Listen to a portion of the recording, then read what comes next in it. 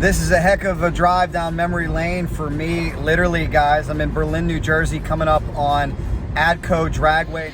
It's a track I hold so dear, where I got to grow up watching legends like Elmer Trett race, where I made priceless memories with family and friends. The home of the AMA Pro Star US Nationals at ADCO Dragway. This summer we were dealt the crushing news that ADCO was no more. This great facility where legends to be would cut their teeth and get their start, where racers from all over the world would flock to one of the most legendary and iconic tracks ever. We got to see it one more time. Just wanted to tell you the quick story real quick that without ADCO Dragway, I doubt this outlet exists. This used to be the biggest motorcycle drag race of the year. Was the US Motorcycle Nationals in ADCO for a long, long time. My godfather and my father from Pittsburgh, Pennsylvania, about 6 hours away, they were big bikers and they knew about it. So they started riding their motorcycles here at a very young age. When I was 4 years old, they brought me to my very first one. And since then, I've just loved the sport. Well, if you follow this outlet, you know we have a problem. We're losing a lot of drag strips, especially with the pandemic. What happened is land value skyrocketed. You also have another problem of people encroaching upon drag strips and not liking the noise. Anyways, ADCO has been on shaky ground for a long, long time. And this past summer, it was announced that ADCO is done.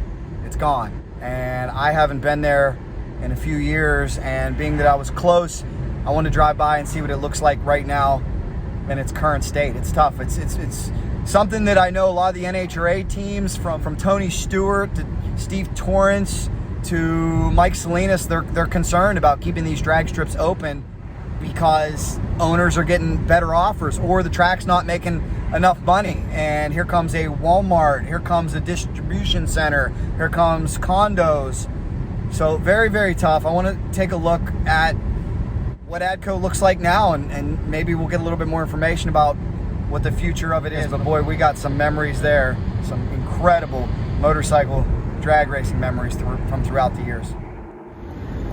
ADCO Food Company. I believe this used to be a Wawa. Let me take a look at what it is now. This always let us know that we were getting close. Used to be a Wawa. We thought that was so funny. There weren't any gas stations in Pennsylvania at that time, Wawa, so it was so foreign to us. Now ADCO Food Company. You gotta remember too, this is very unfortunate, not just for drag racing fans and racers, but for local businesses who benefited greatly when there would be big events at the racetrack. They're not gonna have that benefit anymore, and that's a big chunk of revenue out of their yearly take home that could potentially put them in a bad situation. So this definitely has a trickle-down effect. Funny story about this area too. We used to come here, this was long before GPS. So if there were 20 different ways to get to ADCO, we found them all. We would get out the Atlas. Kids out there, you never had to deal with those days, but your dad or your grandpa will tell you all about getting the Atlas out. I remember pulling over on the side of the road and grabbing the Atlas and trying to figure out which way to go and where the racetrack was. It's amazing we all found our way, isn't it? Right now it's just pretty easy to plug in that smartphone and go. This is how I remember that legendary sign out front. Oh, and here it was, guys. This was the last final straightaway that would let you know you were getting close. Oh my gosh. Oh my gosh. It's gutted. Oh my God. It's gone. Oh, I remember pulling up. I would always look for Dave Schultz's trailer, John Myers' trailer, Elmer Trett, Larry McBride. Those are the people you could see from here. Oh man, guys, this is tough for me. So many memories here with my father, my godfather, friends and racers who are no longer with us. Gosh, even the sign is gone. I don't even know if I can pull in. This is tough to see. Man, guys, really a shame. If you guys have ever been here and have memories, leave them down below. We'll see if we can get close. I know there was a motocross track, supercross track, right in the middle. They used this for a multi-purpose facility, and that was the great Joe Sway, who was so important, who has since passed away. I know Joe would never want to see ADCO like this. Talking about motorcycle drag racing history too, Joe Sway was one of the original investors in AMA Pro Star, which was the biggest, baddest series ever. And this is where Scooter Kaiser had his biggest race of the year for many years. I remember one year we brought my godfather's pop-up tent and we camped right there in the sand. And you want to talk about a young man feeling like he was in the middle of the Daytona 500, to be around all these great racers who were here: Larry McBride, Elmer Trett, Jim McClure. I mean, just absolutely astounding. I love it. One year, my dad let me skip school, 1991.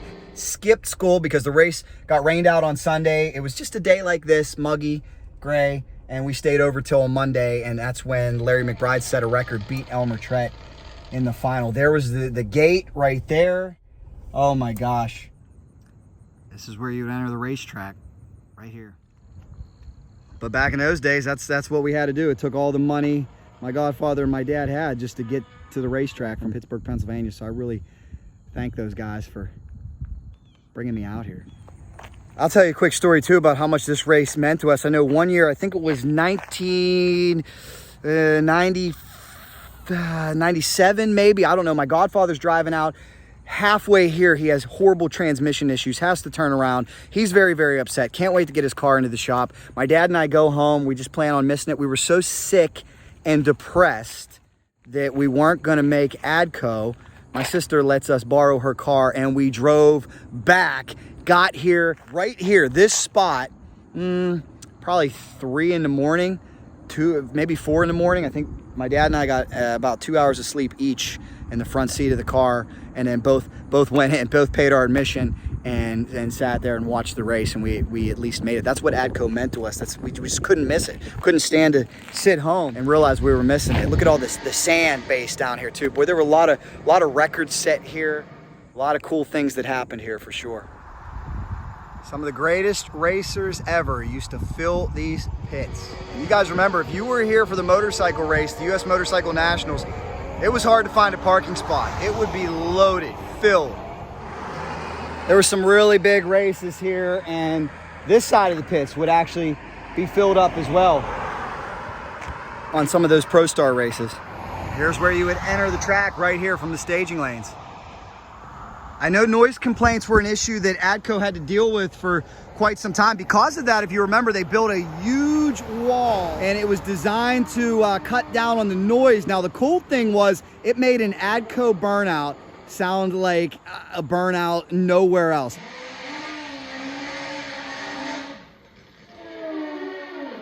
It was the coolest sound because it echoed. It was even louder inside the wall, but kept the noise in. Here's what's left of the wall that I was telling you about. Right there, help keep the noise down. Okay, I might have just hopped the fence. Don't tell on me. I'm sorry, I had to see it one more time. I had to come in here and walk around just one more time. There's a closer look at this legendary wall. Here it is, guys. The legendary starting line. Tower's gone. The tower used to be right here. ADCO had a very small tower. Later in life, when I started announcing drag races, I was able to call a few here, and that was an awesome experience. Called one with Lewis Bloom. And Scooter warned me, ADCO had such a small tower. He's like, hey, when you come to this one, it's not Gainesville, it's not Indy. There was something going on. I can't remember why they could never upgrade their tower. A lot of rules and regulations in the state of New Jersey. Another memory that I have here, Larry Spider-Man McBride almost died in this lane. And I was here that day, so thankful. He gave us the scare of a lifetime, got on and off the throttle, blah, blah, blah, exploded. He had to get a helicopter ride out of here, and thank God he was okay, but suffered some nasty, nasty, nasty burns. And oh man, I just can't believe this place. So many memories here, guys. This is wild.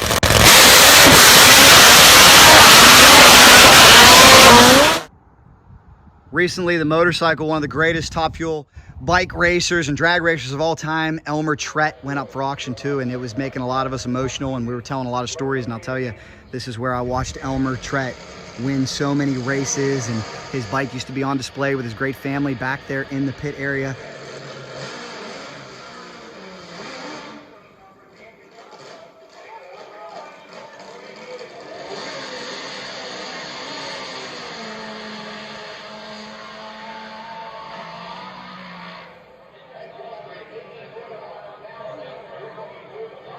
It was amazing. What ADCO had too that was pretty special. From an entertainment standpoint, I thought this was ingenious. ADCO had a bar. I think it was right there. And the bar, this is way before Facebook. This is way before streaming. They had closed caption television where there were a couple cameras on the track, and you could go in there, you could have a drink and still see what's going on. I just thought that was such an ingenious idea by Joe Sway, if it was his idea back then, that again, we take people to drag races and you want the general public to be able to have a good time. Who can't have a good time in a bar, right? So it was just one more thing you could sell to the friends, the cousins, the wives, the girlfriends, all the non-crazies like us who would just spend their entire weekend out here. Another thing I knew that ADCO was a little hamstrung by was these light poles. That always seemed to impede with vision just a little bit, but you would hear a big buzz too because the big power lines. If you ever slept at ADCO, you slept to the noise. Bzzz. That's another one of the sweet memories here. Here's the starting line, guys. Oh, let me give you one more look around. Like I said, if you were ever here for a big car race, anything like that, let me know. I think that used to be the office right there. This was cool too. There was a little sneaky set of grandstands next to the tower that was real small. And back then, you know, it was hard to get access. But if you did have the right credentials, you could come down and get very, very close to the action. Huh. Got to see some of the greatest racers ever work in the burnout box.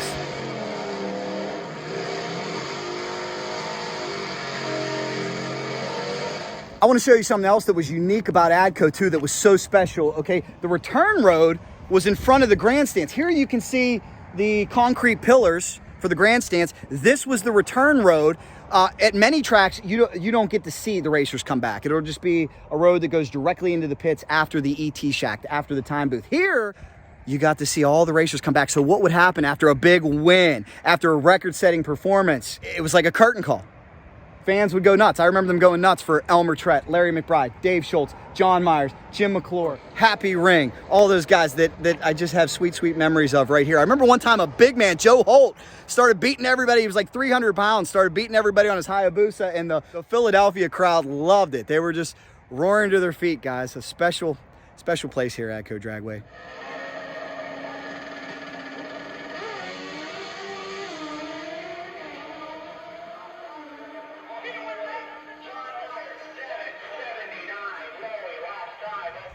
Legendary ADCO finish line right there.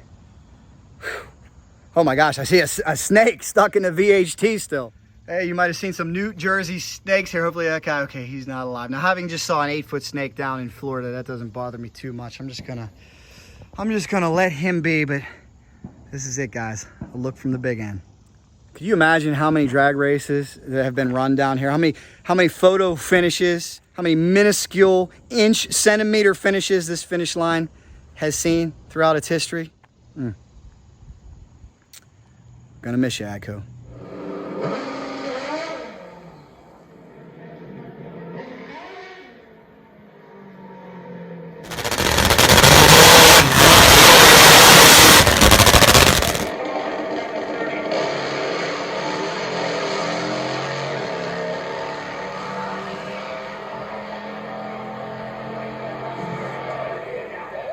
And I mean it in the comments, guys. Let's get this discussion going on what we can do to prevent this from happening to more of our tracks. And I am a realist, so I understand already if a sport is not economically viable, it is not going to survive. Things change, things evolve. I get that. I feel drag racing still is very viable. It can be economically prosperous. It may have to be presented in a different way. We may have to change things to attract this new generation. We may have to do things to make sure people who are passionate about these racetracks continue to be in control. But that is the key. That is the key. And I got to give, I have made some noise about this. And the reason I have made noise about this and brought to light all the tracks we're losing is because the only chance we have of saving the sport and correcting this problem is to face it head on. And yes, I know the NHRA standpoint, and they're working hard, and they'll talk about some other tracks being built, and that is a wonderful, wonderful thing. I'm excited for the new track in Kansas, but we're also losing a lot of these tracks, and trust me, they know it. And shout out to my man Brett Kepner, who announced the first IHRA motorcycle race here back in 1989, and Bobby Bennett and all the other guys. When you see a big crowd, they put a smiley face on it. And look, drag racing's not dead. And yes, let's celebrate that in Gainesville, in Indy, when we have a sellout, when Cletus McFarland comes to town and sells something out. Let's celebrate that. We should, but we can't ignore this because it's happening all too often. And that's my point. I'm not trying to be negative. I'm not trying to bring up bad news, but I'm trying to face reality. And this track hurts because this is the most important track in the history of motorcycle drag racing, in my humble opinion. And now it's gone.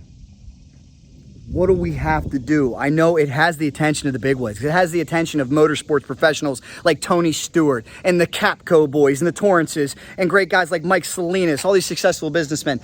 They see what's going on. And we got to find a way to keep these people in business. We've got to find a way to keep these owners from taking a better offer. And I want your thoughts down below. What'd you get?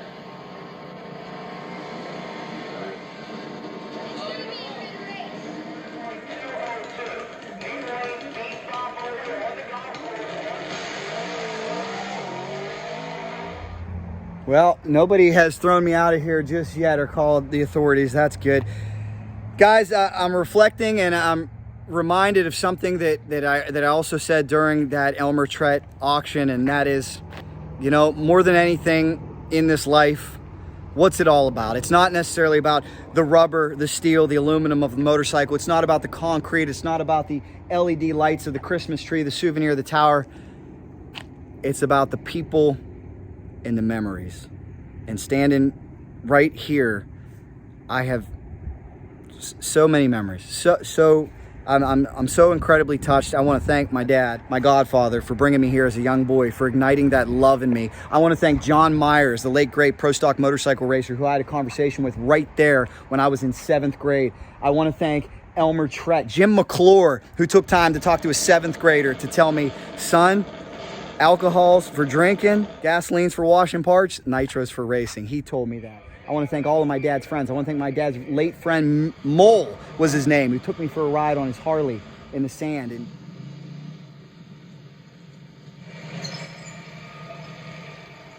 Go up your face, get bust from smiling, buddy. You bust right now. We went over to the other side of the grandstand. you want to talk about a thrill for a kid who was, what, 7, 8 years old? I want to thank Dave Schultz, who signed me a poster when I turned 6 years old, right there, happy birthday, Jack, with a big 6 on it, I think after he ran a 7:62, something like that. I want to thank Joe Sway, God rest his soul, who did so much for motorcycle drag racing. I want to thank Scooter Kaiser, who's still here with us, thank gosh. It's a special place, guys. It's a special place. So I'm going to miss it, but the memories, as long as I'm still alive, will live on for me. Let's hope we can keep this sport forging ahead and keep these tracks open, guys. Thank you so much for watching. Again, if you have any ADCO stories, ADCO memories, or even a childhood memory about a track that closed that you wished was still here, and your solution as to what we can do to prevent this. We don't want to see too much more of this, or this sport's in trouble. Thank you guys so much for watching. If you like this video, here's another one for you. Subscribe right in the middle from the hallowed ground in Berlin, New Jersey, ADCO, New Jersey, ADCO Dragway. Cycle Drag rolls on.